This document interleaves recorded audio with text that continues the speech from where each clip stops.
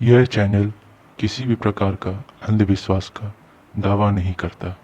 कहानी के सभी पात्र, घटनाएं काल्पनिक है या फिर पात्रों के अनुसार सत्य है। यूं तो ये सभी घटनाएं ज़्यादातर काल्पनिक होती हैं और लोगों के माने तो ऐसा कुछ भी नहीं होता, लेकिन कभी कभी कुदरत हमारे साथ कुछ ऐसी करामतें या घटनाएं कर देती हैं जिससे हम ये मानने पर विवश हो जाते हैं कि वो क्या था। By taking this, let's start the intro.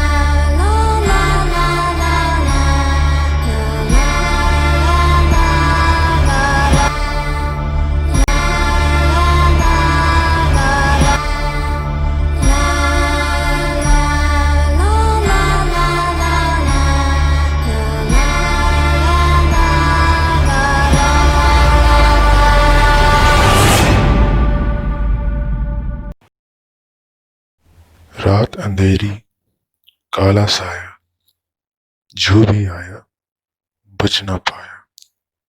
घर को जल्दी आना बेटा, भागो पीछे प्रेत आया। सुहानी अपने बेटे को यही कविता सुनाया करती थी। हर रात जब भी वो सुहानी से एक कहानी सुनता। सुहानी के पति शहर में जॉब किया करते थे, प्राइवेट नौकरी, और उससे मिलने वाली तनख्वाह से सुहानी का घर चलता था। सुहानी के पति साल में एक बार घर आया करते थे और उस समय सुहानी का बेटा कक्षा छठी में पढ़ रहा था, यानी कि क्लास 6 में। एक दिन ऐसे ही पोस्ट ऑफिस से एक चिट्ठी आती है कि सुहानी के पति घर आने वाले हैं।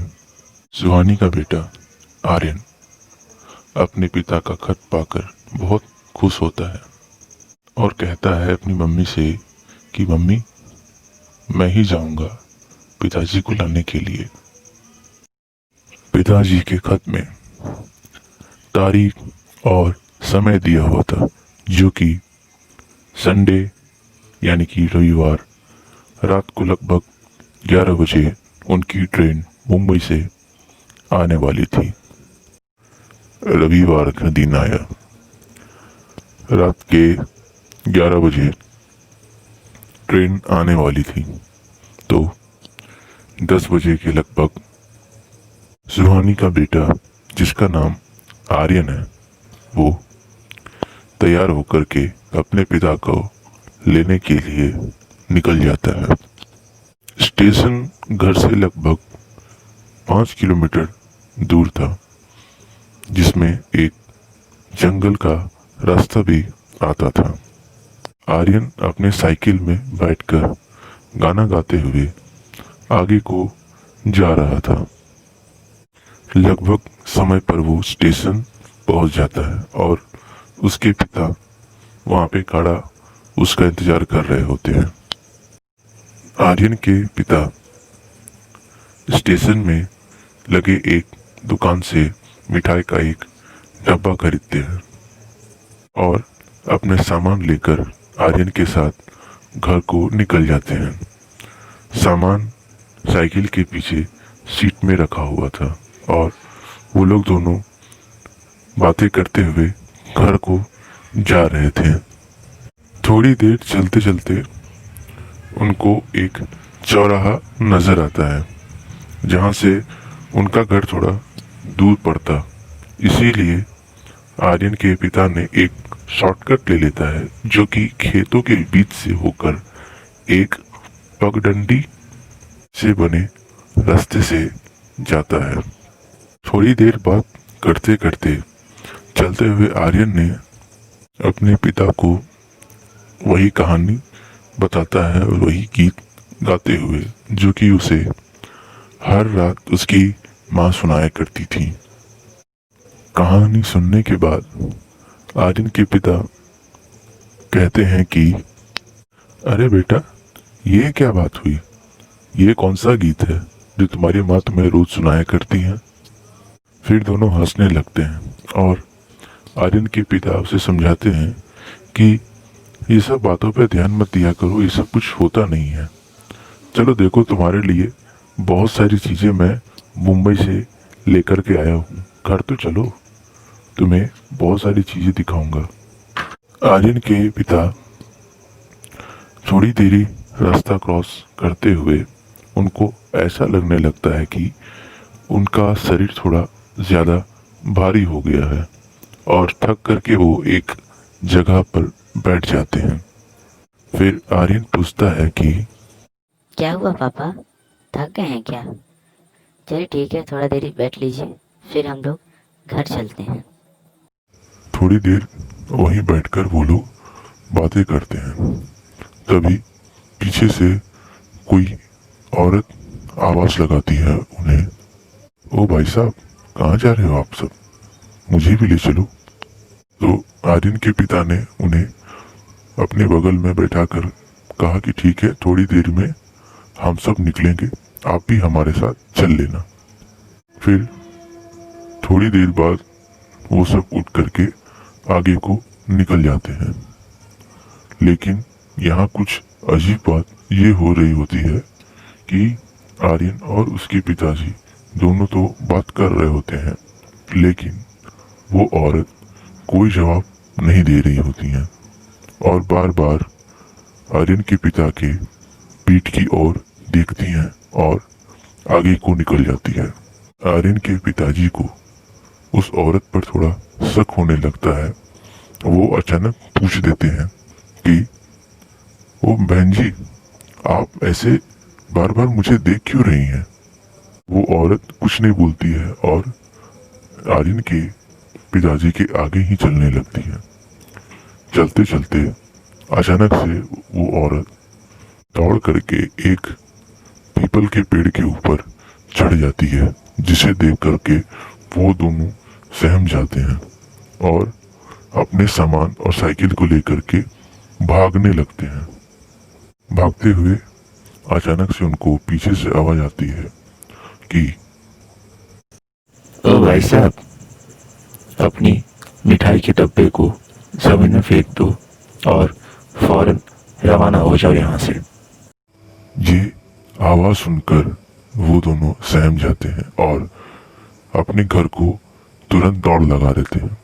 दौड़ लगाने के बाद में वो अपने घर को जैसे ही पहुंचते हैं तो फिर से वही आवाज आती है, ओ भाई साहब, अपनी मिठाई के डब्बे को जमीन में फेंक दो और फौरन रवाना हो जाओ यहाँ से।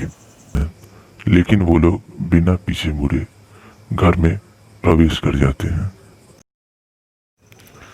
घर में घुसने के बाद आर्यन के पिताजी और आर्यन दोनों हाथ पैर धो करके खाना खा करके सो जाते हैं और करीबन रात के 1:30 बजे कुछ आवाजें आने लगती हैं उन्हें और उसी आवाज से आर्यन के पिताजी अचानक से उठ जाते हैं।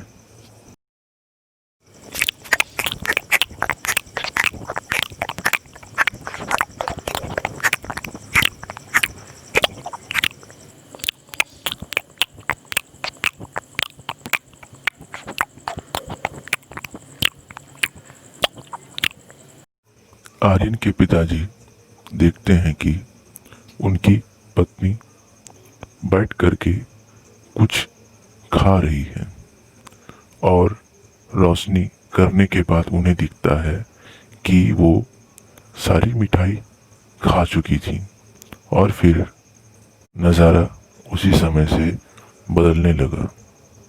पूरे कमरे में सड़ी हुई बदबू फैलने लगी और उनकी पत्नी वही आवाज़ निकाल करके मिठाई का डब्बा भी साथ में खाने लगी थी।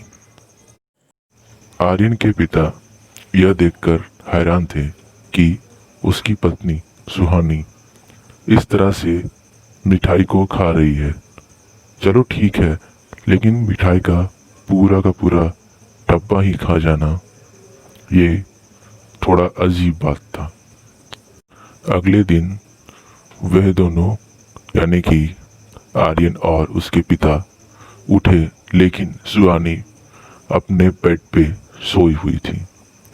दिन भर सोने के बाद में रात को ही वो उठती और जो भी खाना रात को बचता वो उसी तरह से करके खा जाया करती। और रोज उसका एक ही डिमांड होता कि सफ़ेद रंग की मिठाई चाहिए उसे। एक रात ऐसे ही जब वो आर्यन को वही कहानी सुना रही थी, लेकिन उसका उस दिन का वो कविता बड़ा ही अजीब था। रात अंधेरी, काला साया, जो भी आया बच न पाया। घर को जल्दी आना बेटा, भागो पीछे प्रेत आया। ऐसी आवाज निकाल करके वो कविता सुना रही थी उसे। यही बात धीरे धीरे आर्यन के पिता को खटकने लगी थी कि यार ये क्या हो रहा है उसकी जिंदगी में।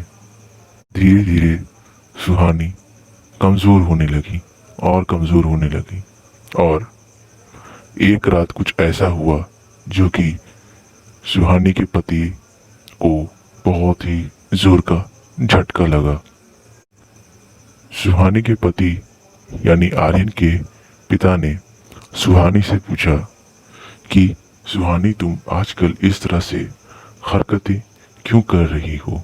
तो सुहानी ने जवाब दिया और बड़े ही अजीब ढंग से, कमीने, उस दिन अगर तू मिठाई का डब्बा मेरे कहने पर फेंक दिया होता तो आज तेरी पत्नी का ये हाल मैं नहीं कर रही होती।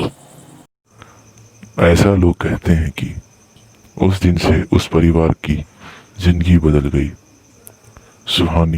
सुहानी नहीं रही, उसके शरीर में कोई और रहने लगा और जब तक वो रही तब तक उसके शरीर में वही औरत रही और एक ही बात कहती अपने पति से कि कमीने, उस दिन अगर तू मिठाई का डब्बा मेरे कहने पर फेंक दिया होता तो आज तेरी पत्नी का ये हाल मैं नहीं कर रही होती। आपको मेरी ये छोटी सी कहानी पसंद आई होगी। अगर पसंद आई हो तो मुझे अप्रिशिएट करें और please like, subscribe, comment and share करें। ऐसे ही कुछ वीडियोस आपके लिए लाता रहूँगा। धन्यवाद।